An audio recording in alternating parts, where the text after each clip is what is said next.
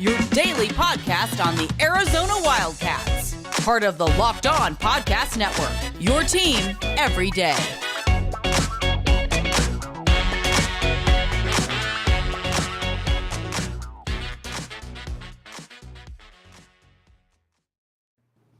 Thanks for listening to the Locked On Wildcats podcast, brought to you by... There is no sponsor today. Sorry about that. Wow. I'm getting all my other stuff. But, it is your first listen. Remember, first listen. Right. And that's what we go for here. All right. We've been talking a lot of Steve Kerr this week. I wanted to ask you this, because Schuster was here during that magical 88 ride, where you had so many people. That's not true. That's not true. I was here I was here a little bit later than that. But I was in state like you were. But you can ask anyway. Yes, I was not in Tucson at that time. We strive for accuracy here, and occasionally my memory fails me. And you were following the team, though, correct? Yeah. Okay. So here's essentially what comes out of this team.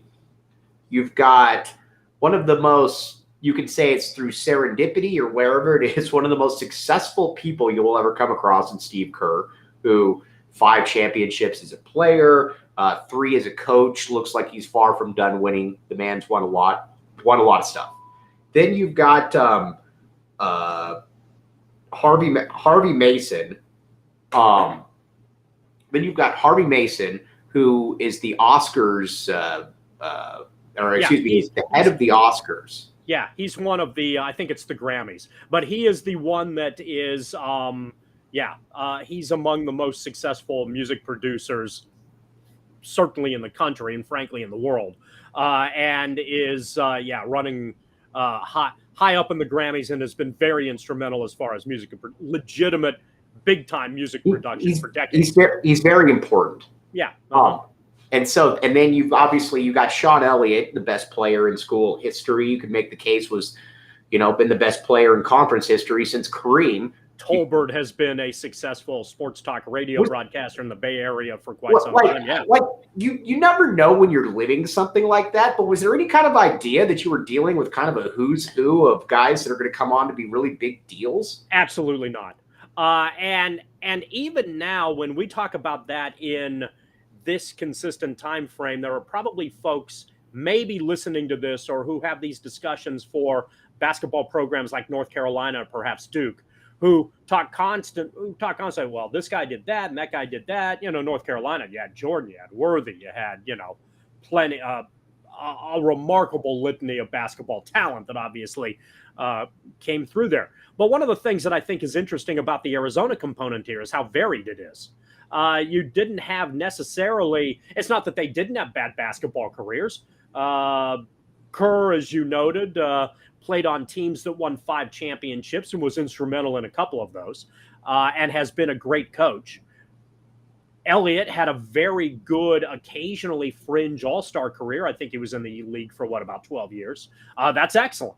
But Tolbert wasn't much basketball-wise at all, and Harvey Mason the same way. But you have guys who parlayed success, and this probably says a lot about Kismet, karma, and Luke and Bobby Olson's ability to pinpoint good people early on and mold them a little bit into being figuring out ways to be even better. So the conversation that a lot of, I think, sports have, and it's a lot of lip service about the importance of life after athletics.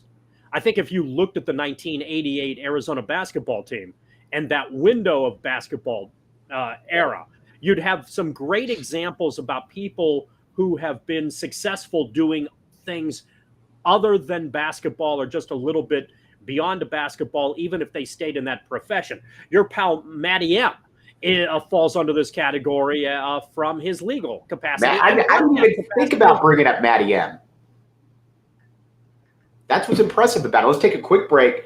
One thing, though, that I can probably tell you by this stage in the game is that Matty M probably doesn't have Rock Auto.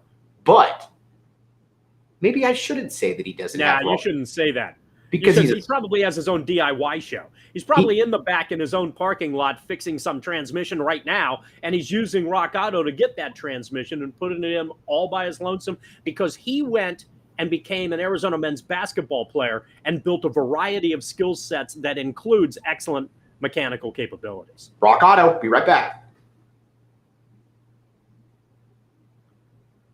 Thanks for keeping it locked on Wildcats. I'm your host, Mike Luke. But it goes to show you, too, a guy like Matt Muehlbach, who's a national commentator, a lawyer, beloved in the city. He didn't even come to mind. I hope Matt doesn't listen to this. But he didn't even come to mind as, one of those first, 4 or 5 people. So, again, whatever Lute Olson did, there certainly was something he did. Because you don't just look at ESPN and just see Richard Jefferson is commentating every single game. Channing Frye is in studio all the time. Steve Kerr was doing all of that before Sean Elliott is the color commentator for the Spurs. I know I'm forgetting like 5 people here, but nevertheless, you've made your point. Yes, there are a lot of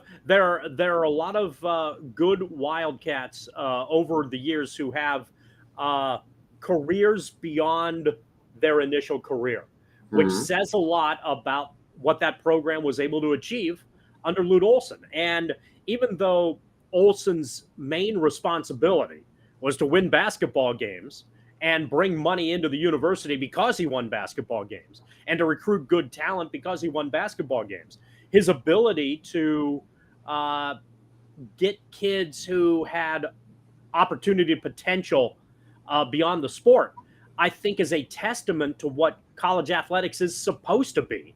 Right. And it's one of those things. We talk about Olson, the strategist, Olson, the guy who can, the scout, the recruiter who can see talent that's maybe slightly under the radar, the ability, Olson, the on-court adjuster, depending on what talent he had at any given time, a variety of different things.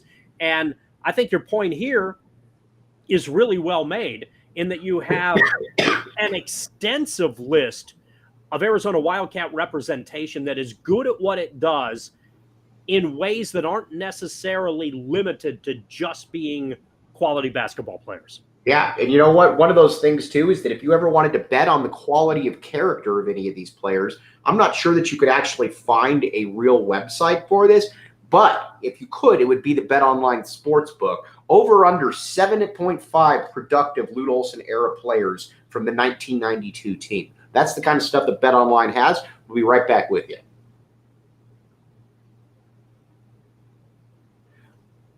Thanks for listening to Locked On Wildcats. All right, Shu, what do you got going on the rest of the day? Napping, right? Maybe perhaps hockey playoffs. Yeah. That is because one of the discussions that we didn't have in between recording podcasts is my effort to try to convince you that the NHL is better during the playoffs than the NBA is, and has been better consistently than the NBA for most of the last 20 years. So when it comes to this time of the year, I'm not a guy who watches hockey throughout the course of the regular season, 80-game regular season. I'm going to always watch a game on Tuesday night or something like that. But in the playoffs, I will invest a great deal of time to the NHL. I think it is the best playoff sport. And to give you an example, even a couple weeks ago when the Suns got bounced and Milwaukee was bounced from their Game 7, you had 2 NBA Game 7s. One that was determined by more than 20 points where Boston eliminated Milwaukee. Another that the Suns lost by more than 40. Game 7s. On that same weekend, the NHL had 3 Game 7s, all of which went to overtime. There is nothing as good as overtime hockey in a Game 7. Nothing like it because it happens so fast, you can't take your eyes away. There's desperation, there's theater, there's competitiveness. A lot of the reasons that you watch for purposes of entertainment, the NHL does, I think, an excellent job come playoff time. So, yes, I will be spending a fair amount of time probably doing that this evening, possibly yelling at the TV because as we're recording this, I think this one airs a couple days later, so I don't know the result. But as we're recording this, the Blues are facing the Avalanche in a pivotal Game 4. If Colorado wins, they're probably going to win the series. I think they're the better team anyway, but I'm a St. Louis sports fan, so I would like to see the Blues be successful and surprise me a little bit. I think the Blues are good, but I think Colorado is better.